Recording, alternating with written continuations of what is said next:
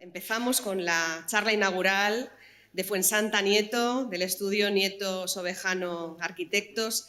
La verdad es que presentar a Fuensanta Nieto en un par de párrafos es una misión imposible, absolutamente imposible. Fuensanta es arquitecta titulada por la Escuela Técnica Superior de Arquitectura de Madrid, máster por la Universidad de Columbia de Nueva York. En fin, desde el 86 al 91 ha sido codirectora de la revista Arquitectura, editada por el Colegio Oficial de Arquitectos de Madrid. En la actualidad es profesora de proyectos en la Escuela de Arquitectura de la Universidad Europea de Madrid. Ella integra, junto con Enrique Sobejano, el estudio Nieto Sobejano Arquitectos, con sedes en Madrid y en Berlín. En fin, su obra es inabarcable, entre ellas pues, citar el Museo de Medina Zara, el Museo de Moritzburg en Halle, el Museo de San Telmo de San Sebastián, la ampliación del Museo Nacional de Escultura de Valladolid, la ampliación del Museo Arqueológico de Múnich. En la actualidad, el estudio Nieto Sobejano desarrolla proyectos en distintos países, entre ellos pues, el nuestro, con la ampliación del Museo Sorolla en Madrid, la Cité du Théâtre en París, el Museo de Pontevedra, el Dallas Museum en Estados Unidos. En fin, el estudio tiene unos premios también inabarcables: Nacional de Conservación y Restauración de Bienes Arquitectónicos en 2007, el premio Gacán, el Piranesi, el del Museo Europeo del Año en 2012, en fin, la medalla Álvar Aalto. En fin, la verdad es que es un privilegio para nuestro programa tenerla hoy aquí y la recibimos con un fuerte aplauso. Muchas gracias por esta invitación, pero también, sobre todo, muchas gracias a los representantes de ICOM y muchas gracias al representante del Ministerio de Cultura, aunque ya no esté aquí, porque me parece importantísimo y fundamental que estos encuentros existan. Creo que es muy difícil, todos los que estamos aquí sabemos que es muy difícil hacer un museo. Y creo que para hacer un museo es importante que colaboremos todos desde el principio, desde que ese museo empieza a gestarse en la cabeza de cualquier persona hasta realmente la última pieza que se pone en la primera exposición que se haga. Sin la colaboración de todos, creo que es muy difícil llevar adelante el proyecto de un museo. Por eso, Isabel, muchas gracias por organizar esto, porque estamos aquí para compartir ideas, que creo que es fundamental. Yo quiero hablar aquí, soy arquitecta y quiero hablar como arquitecta, y para eso lo que me gustaría es destacar la importancia de la arquitectura en la transformación de los museos. La arquitectura del museo como la arquitectura que amplía, transforma y crea los museos. Para nosotros, sobre todo, y como estamos hablando de museos en transformación, hablamos de edificios existentes.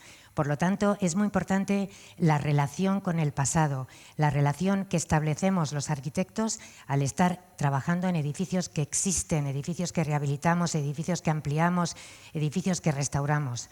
Y en ese sentido, también en relación a lo que estaba diciendo Jordi, estamos hablando también de la apertura de los museos, y él hablaba también de la relación de los museos de las nuevas relaciones que establecen los museos. Yo voy a hablar también de las relaciones que establecen los museos, en este caso desde el punto de vista del arquitecto, porque para nosotros como arquitectos, también esta es nuestra posición como arquitectos, es muy importante la relación con los edificios existentes. Realmente nuestros proyectos se generan del estudio y de la interpretación de los edificios en los que estamos trabajando. Interpretación a veces personal y del diálogo que establecemos entre la nueva arquitectura y la arquitectura existente. Por eso quiero hablar en general, de una serie de museos, y quiero no todos arqueológicos, pero sí todos ellos museos existentes que han sido transformados.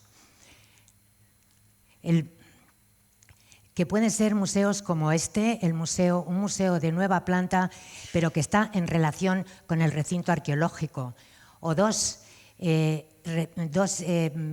edificios defensivos construidos curiosamente en el mismo siglo, que luego se convirtieron en museos, o un espacio público que se genera para la ciudad a través de la rehabilitación de 3 edificios de museo, o la intervención en distintos conventos que se han ido construyendo a lo largo de muchos siglos y que se han convertido al final en los edificios que mantienen el museo, o como un recinto, como un resto arqueológico de la Segunda Guerra Mundial, en la cual ahora mismo está el Museo de las Vanguardias. Ciudades distintas, incluso países distintos, pero todos ellos son museos que se han hecho con la idea de respeto al pasado, con esa idea que para nosotros es un equilibrio entre la memoria y la invención. El primer museo, voy a ir muy rápido porque los quiero contar a través de la idea que los generó. No quiero entrar en detalle de cómo se ha construido el museo. El Museo de Medina Zahara, la bellísima ciudad de Medina Zahara, ciudad de Abderramán, situada en la Sierra de Córdoba, construida en 3 terrazas. Podemos ver en esta imagen lo que ya está excavado y lo que no. Aquí también vemos, estoy trazando un poco la línea de las murallas originales, de los muros originales de la ciudad, en las que vemos que la ciudad está construida en un rectángulo de 750 metros por 1500, un doble rectángulo. Las primeras excavaciones se hicieron a principios del siglo XX, en 1911, por el arqueólogo y arquitecto bueno, se me ha olvidado el nombre, perdonadme. Y que empezaron a levantar los primeros edificios, Velázquez Bosco, lo siento muchísimo, empezaron a levantar los primeros edificios como el Salón Rico, como también el estudio de los atauriques y de las piezas que componían los distintos caminos de la ciudad de Medina. Y esta imagen, que para mí realmente es un homenaje a los arqueólogos, porque demuestra esa paciencia infinita que hay que tener para localizar los distintos trozos de piedras que van cayendo y que luego todas ellas juntas forman las piezas que se componen y que estudian los edificios del pasado. Este edificio museo realmente tiene mucha relación con la historia y con los años que han pasado. Realmente empezó a destruirse hace casi 1000 años, en el siglo 1010 fue su destrucción. Las primeras excavaciones fueron 1000 años después, en el año, no es el 1910, pero casi 1911. Y el museo se inauguró en el año 2010. Museo al que nosotros nos presentamos a un concurso en el cual planteábamos trabajar como arqueólogos en lugar de como arquitectos. Y esta metáfora es la primera relación que planteamos con el recinto arqueológico existente. Lo que planteamos realmente fue un edificio enterrado, un edificio en el cual su estructura se iba a apoyar en esa imagen de la excavación por cajas y que al final también la prolongábamos a los espacios exteriores conformando el jardín exterior. Un edificio enterrado, no tiene fachada, la única fachada es la cubierta que se puede ver desde la parte superior del recinto arqueológico, que ya he dicho que está excavado en la falda de la montaña. Un recinto arqueológico, como decía antes, que tiene una figura geométrica que es un doble cuadrado. Y esta es otra de las relaciones que establecimos. Nuestra planta también es un doble cuadrado en relación con el recinto arqueológico. En el punto de unión de los dos cuadrados, el edificio se divide en su parte más pública y su parte más privada. Edificio, por supuesto, al estar enterrado, organizado alrededor de patios. El patio que ilumina el vestíbulo, o el patio que ilumina el auditorio o la zona de la cafetería, o el patio que ilumina el museo. El resto de los patios, el que da luz a los conservadores y a los talleres de restauración, o el que da luz a la biblioteca y a la entrada. Y otro tema fundamental, la zona posterior, que permite la entrada de las piezas que vienen del recinto arqueológico. Este diálogo con el recinto arqueológico quizás se establece en estas dos imágenes. La imagen de la mezquita de la ciudad que está allí porque se ha ido desenterrando poco a poco, eliminando capas de tierra. Igual en esta imagen que nuestro proyecto, que sale también del terreno y que aparece como terminado una vez que se haya terminado su estructura. Relaciones que a veces son también más personales, como en estas imágenes en las que estamos hablando tanto de la escala como de la utilización de la geometría para la generación de esas sombras tan fuertes que produce el sol de Córdoba, ritmos compartidos de vigas y pilares, las interpretaciones de ciertas piezas exentas como las que estamos viendo y también, sobre todo, la creación de los espacios abiertos, largos y estrechos que permiten la creación de esa sombra que nos protege del fuerte sol de Córdoba. En el espacio, la museografía, en este caso la hicimos en colaboración con el arquitecto que ha construido el edificio en el que estamos aquí, Juan Pablo Rodríguez Frade, y, por supuesto, con la estrechísima colaboración del director del museo, Antonio Vallejo, utilizando los mismos materiales que ya se habían utilizado en la creación del edificio. Y si aquí estamos hablando de una excavación, en el siguiente proyecto que voy a enseñar también hablamos de que apareció quitando capas de tierra. Estoy hablando del Castillo de la Luz en la ciudad de Las Palmas, en la isla de Gran Canaria. Aquí vemos un plano antiguo en el que vemos el plano del castillo situado en una zona estrecha de costa, un castillo que era un castillo de mar, porque era una pieza defensiva para la ciudad. Aquí lo vemos en una foto que encontramos en el Museo Canario, una foto no tan antigua, y aquí lo estamos viendo en una foto actual. Es impresionante cómo ha crecido la ciudad. El castillo de mar ya se encuentra totalmente rodeado de ciudad. Esto dio lugar a varias restauraciones. Nosotros nos encontramos el castillo con esta imagen en su interior cuando ganamos el concurso. Un concurso que originalmente se planteó como si el castillo fuera a ser el museo de la ciudad. Nosotros estudiamos a través de estos planos cuál fue la creación del castillo y su origen. Aquí estamos viendo, se originó primero en un pequeño torreón, el torreón de Juan Rejón, que estamos viendo allí, y muy pocos años después se construyeron los muros exteriores, no para ganar habitabilidad, sino para ganar capacidad defensiva. Entre esos muros y el torreón inicial solamente había un relleno de tierra.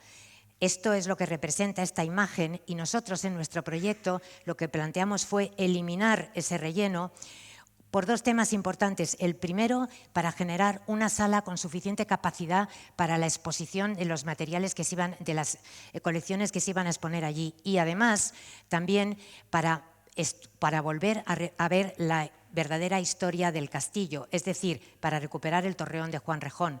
Lo que pasó fue que apareció una nueva muralla que se construyó originalmente con el torreón inicial y que no se tenía noticias de ella. Por supuesto, muralla que nosotros incorporamos en nuestro proyecto, haciendo la restauración de todas las murallas y piezas del castillo, de las piedras de las fachadas, y en los espacios interiores, utilizando como siempre materiales adecuados al edificio existente, pero siempre con una distancia de respeto en ese diálogo que tenemos con el espacio que estamos construyendo, esa distancia de respeto en la cual los elementos no se tocan, sino que hablan y dialogan entre ellos, entre la nueva y la antigua arquitectura. Pero sobre todo aquí lo que es importante es la aparición de este torreón que se ve por primera vez después de 500 años y que permite que el castillo, aunque no tuviera una exposición, ya se podía exponer a sí mismo contando su historia. Finalmente, el castillo sí que es la Fundación Martín Chirino. Las piezas que veis aquí son las elegidas por el propio artista, y el desarrollo museográfico, en este caso, lo hicimos nosotros muy de la mano del artista y precisamente con una arquitecta que estoy viendo aquí, María Luisa García Martín, que ya no está con nosotros, pero que fue la que estuvo dirigiendo precisamente esta instalación museográfica. Aquí también las piezas, como digo, muy de la mano del propio artista, de Martín Chirino. Fue realmente un momento emocionante la museografía de este castillo. Y del Castillo de la Luz pasamos a otro castillo, el castillo de Morisburg, en la ciudad de Halle, que curiosamente está construido realmente en los mismos años que el Castillo de la Luz.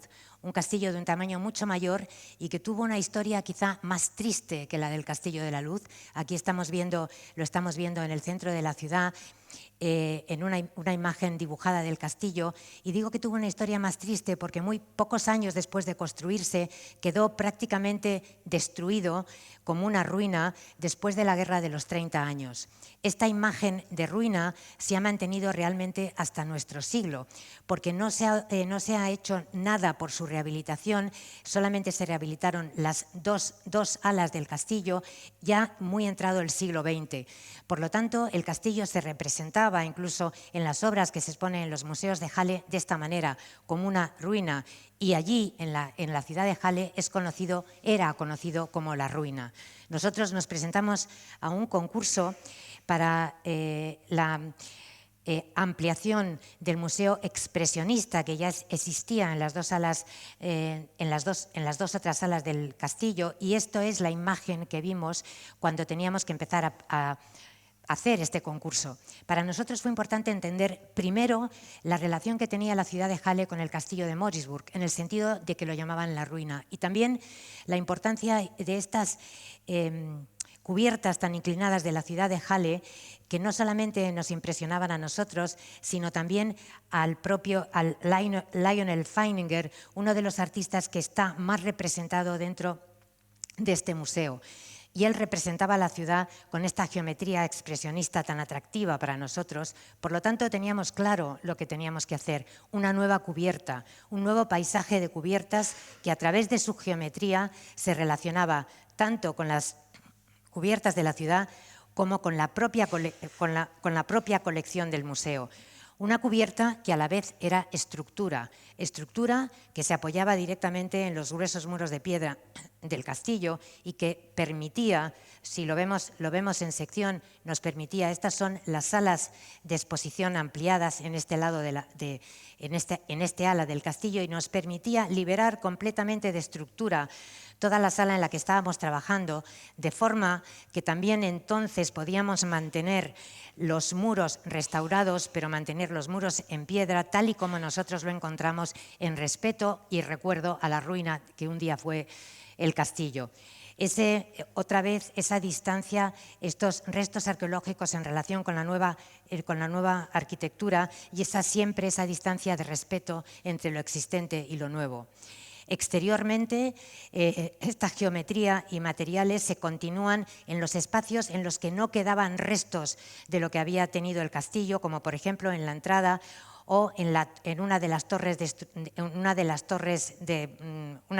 la fortificación. Aquí la cubierta en relación tanto con las cubiertas de la ciudad como con los cuadros, las obras que se exponían en el interior del castillo, con esta representación geométrica que nos parecía realmente tan atractiva. Y de este castillo en Halle voy a pasar a otra ciudad, la ciudad de Graz, en Austria, una ciudad que está protegida por la UNESCO en todo su centro histórico por la belleza de sus cubiertas. En este centro histórico, y aquí donde estoy señalando, el Joanneum, la institución Joanneum, era propietaria de 3 edificios, el Museo de Historia Natural, el Museo de Bellas Artes y la Biblioteca de Estiria, y plantea un concurso de arquitectura para su ampliación y restauración de los edificios. Lo que nosotros vimos es un espacio sin uso en este lugar, y lo que realmente planteamos fue la generación de un nuevo espacio público para la ciudad. En la parte inferior y enterrado por debajo de ese nuevo espacio público, de esa plaza para la ciudad, iluminado por esa serie de perforaciones cónicas, aparecían la ampliación y los nuevos espacios que los 3 edificios necesitaban y que compartían en nuestra propuesta entre sí. El vestíbulo de entrada, un pequeño auditorio, las zonas de lectura, lo vemos mejor en sección, y en la parte inferior aquí un segundo sótano en el cual estaba la extensión de la biblioteca, que tenía espacio para almacenar 1 millón de libros. Como decía antes, una nueva plaza para la ciudad. A través de estas perforaciones cónicas se realiza la entrada en la nueva zona del museo y en este caso la relación entre el edificio existente y el nuevo espacio es a través del reflejo dentro de los conos de vidrio, reflejo que en todo momento nos acerca y hace que el edificio exterior esté presente en el interior. Durante la plaza, durante la noche y los edificios en los cuales los 3 edificios actuamos por rehabilitación.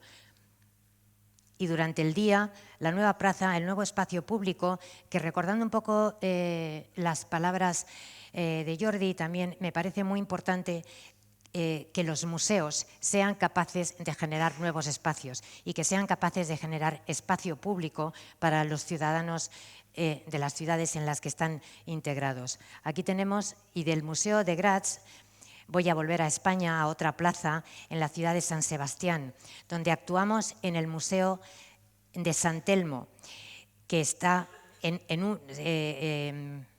ya era museo desde el año 1930 y que está incluido en el convento de San Telmo, situado precisamente en ese punto tan especial, ese punto intersticial entre el espacio de la ciudad, la zona construida y la zona natural.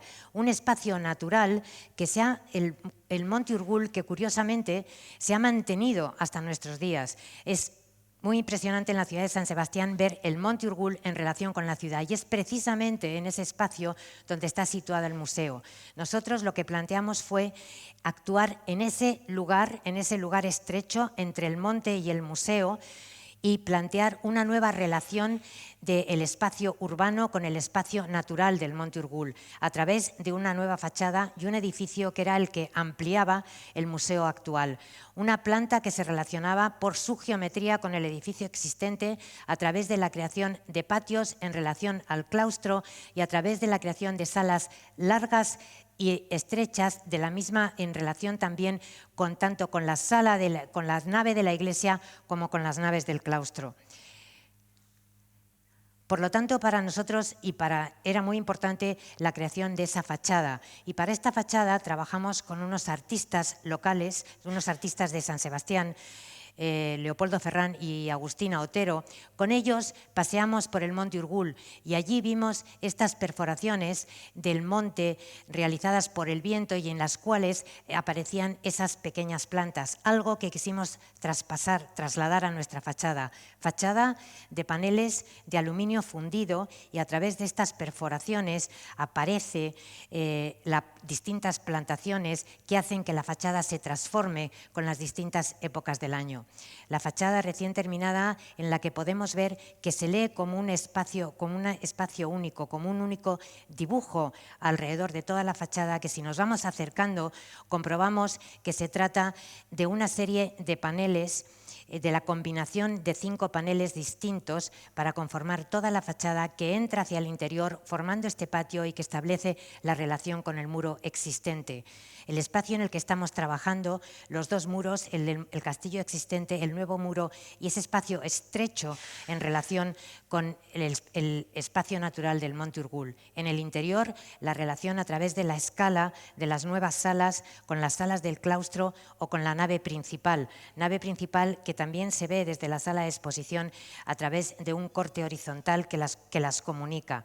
Aquí una exposición ya instalada. Y otra vez, la arquitectura existente y la arquitectura nueva siempre en continuo diálogo, siempre en relación, pero siempre a través de esa distancia de respeto entre las dos. El muro sale al exterior conformando esta plaza que durante la noche se convierte en una nueva instalación para la ciudad de San Sebastián. Aquí una imagen última con la vegetación saliendo en una imagen de primavera. Para nosotros ha sido importante siempre, hemos trabajado y hemos tenido la enorme suerte de trabajar en muchos conventos.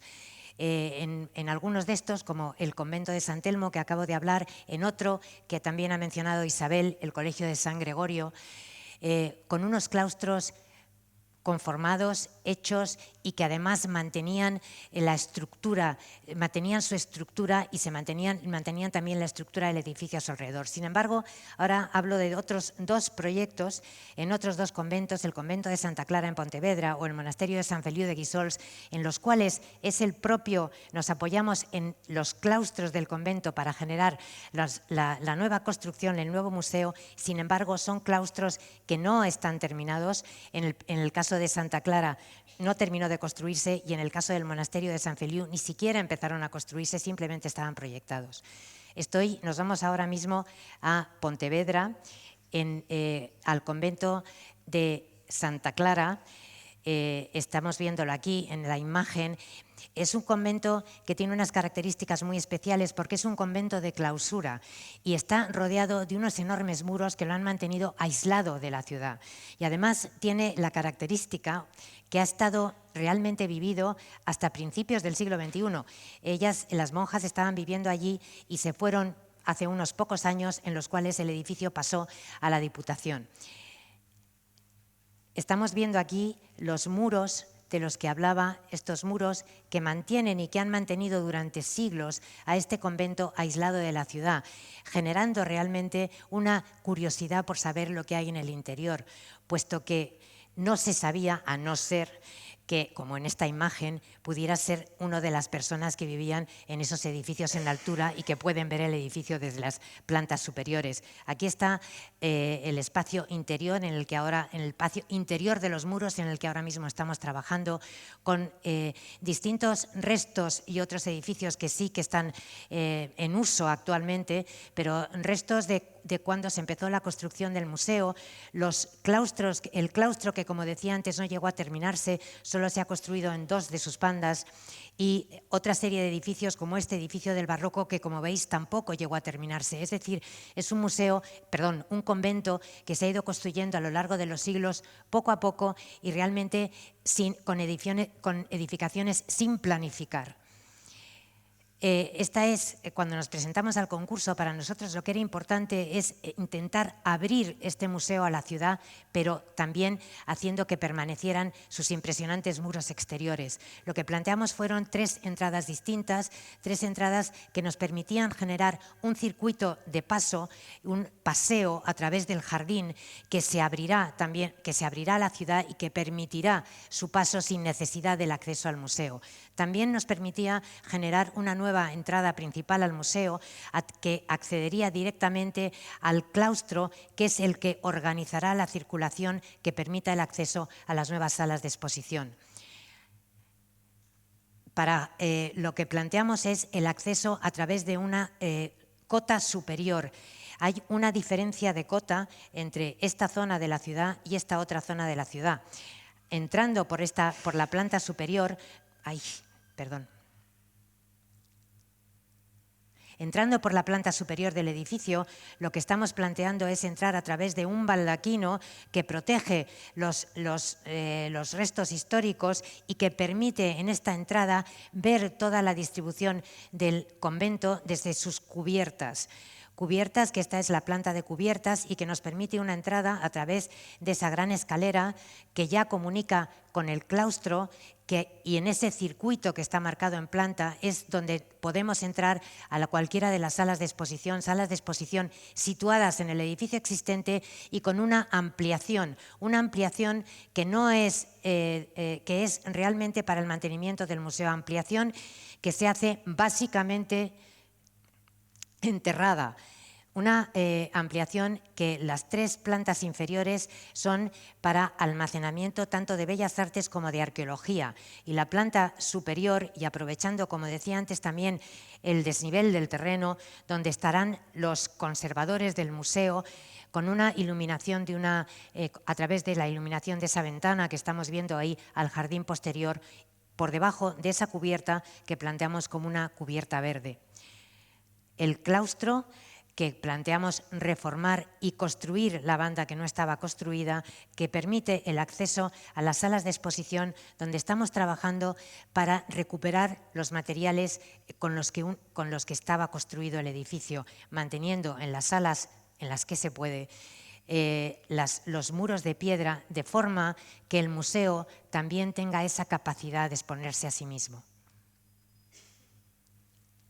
Y del convento de Santa Clara, en Pontevedra, vamos a la ciudad de Sant Feliu de Guíxols, en Girona, donde nos presentamos al concurso y ganamos para la colección, para la exposición de la colección catalana del museo, la colección catalana de Carmen Thyssen. El museo se sitúa aquí también como el Museo de San Telmo, en este caso no en el monte, pero en el borde de la ciudad, algo que también se ha mantenido a lo largo de los años, puesto que la ciudad ha crecido en otro sentido. En esta imagen, en esta obra de Pons i Martí, en la que pertenece a la colección de Carmen Thyssen y la que se ve el museo. También me gusta hablar de otras obras de la colección, porque nos hablan de entornos naturales, de jardines, y nosotros queremos plantear que ese jardín que rodea al convento de San Feliu en este momento, que también se incorpore al nuevo museo.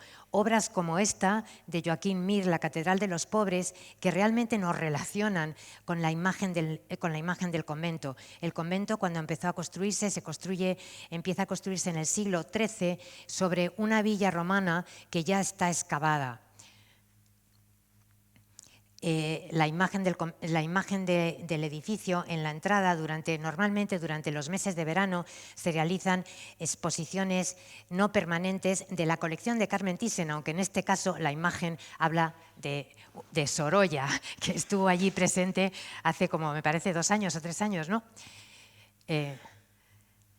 Bueno, como estas exposiciones se realizaban durante todos los veranos, Carmen Thyssen cedió su colección por 25 años para que estuviera en la sede permanente de este museo. Y nosotros, como decía antes, planteamos este nuevo edificio a partir del claustro que nunca se construyó.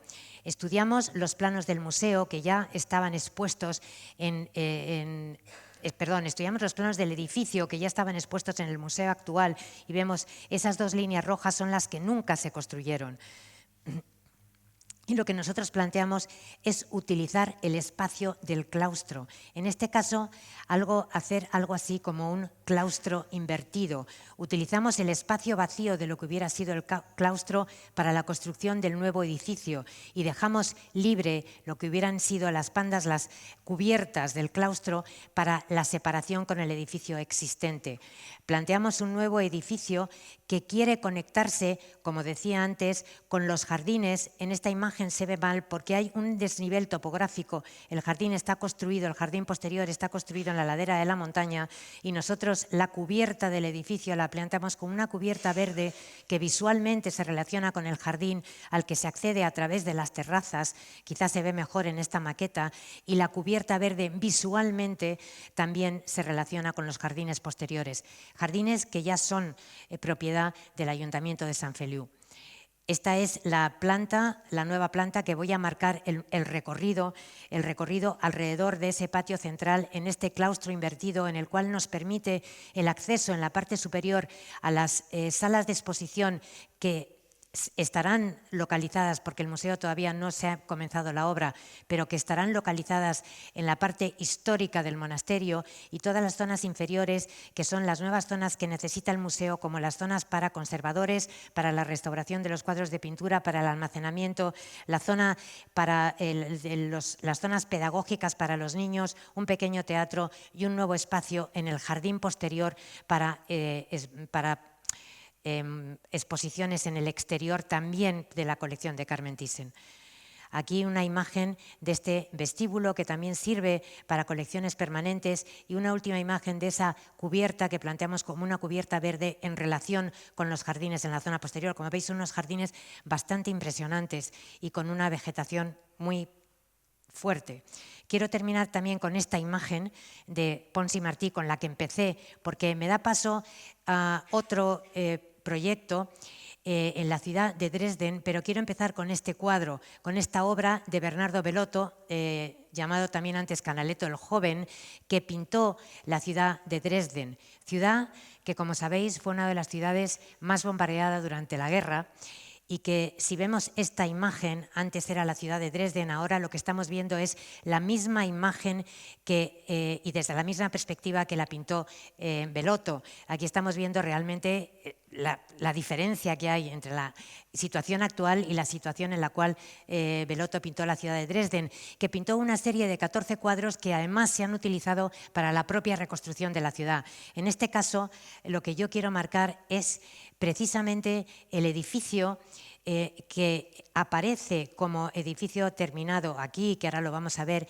pero que está ya dibujado, ya presente en esta obra de Bellotto, en la cual realmente aparece como un edificio en construcción, de la misma manera que nosotros lo encontramos cuando nos presentamos a este concurso para el Museo de las Vanguardias.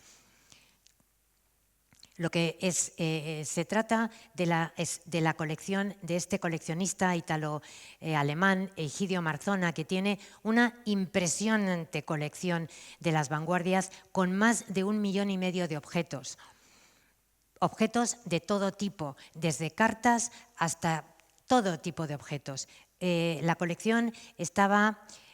colección la tenía distribuida en distintos almacenes de la ciudad de Berlín, incluso en su propia casa. La ciudad de Dresden le ofrece un edificio para que toda su colección la deposite en ese edificio que la ciudad ofrece en el otro lado del río, al borde de uno de los puentes de la ciudad, en el otro lado del Elba. Este edificio realmente originalmente se planteó como dos porque eran las puertas de la ciudad. Nunca llegaron a construirse los dos, pero sí se construyó este, que es sobre el que nosotros vamos a actuar ahora. Esa es la imagen y otra imagen mucho más triste después de la Segunda Guerra Mundial, en que realmente el edificio queda como un resto arqueológico. Nosotros aprovechamos el vacío interior del edificio respetando la fachada y en ese vacío interior lo que planteamos fue una nueva estructura que se apoyaba en los elementos verticales de comunicación, estructura de una losa en la parte superior que genera un hueco central en el cual está colgado desde la cubierta un cajón de hormigón que será el que albergue todo el archivo de la colección Marzona. Un archivo, eso nos permite liberar toda la planta baja que es utilizada para exposiciones que pueden tener distinto carácter y que se realizan y que la división del espacio se realiza a través de expansiones y compresiones y por los espacios que se generan con distintas alturas, colgados encima la caja que tiene todo el archivo de Marzona, archivo que es visitable y que se visita a través de estos espacios abiertos que conectan directamente con el archivo, y eso también nos permite proteger a la colección de las posibles crecidas del río Elba en el sentido de que está elevada sobre las crecidas máximas. Esta es una imagen del día que se desencofró realmente todo el cajón colgado, que para nosotros es muy importante porque realmente representa lo que queríamos expresar en este proyecto, el peso de la historia en relación con la ligereza de las vanguardias. El edificio ya ha terminado, el espacio de la sala inferior, que decía como un espacio abierto en el cual las distintas zonas de exposición se generan a base de las compresiones y expansiones del espacio que permite la entrada de la luz natural desde la cubierta y que establece una relación también con el muro exterior. Una de las escaleras estructurales realizada en hormigón que conecta directamente los jardines de la zona del Elba y la cafetería que está en la zona inferior con las zonas de los conservadores en la parte superior de la sala de exposición. Y la sala ya en uso en una primera exposición que se realizó para su inauguración hace aproximadamente 1 año. Desde entonces ya se ha realizado 2 exposiciones más y una tercera que empezará el 2 de octubre. Con eso no quiero decir que vayáis porque a lo mejor me he equivocado de fecha, pero a lo mejor es un momento para la posible visita a Dresden. Y quiero terminar con esta imagen del museo, con la ciudad de Dresden en el fondo y con esta última imagen que es la misma con la que empecé, y esperando haberos convencido, por lo menos un poco, de la importancia de la arquitectura en la transformación de los museos. Muchas gracias.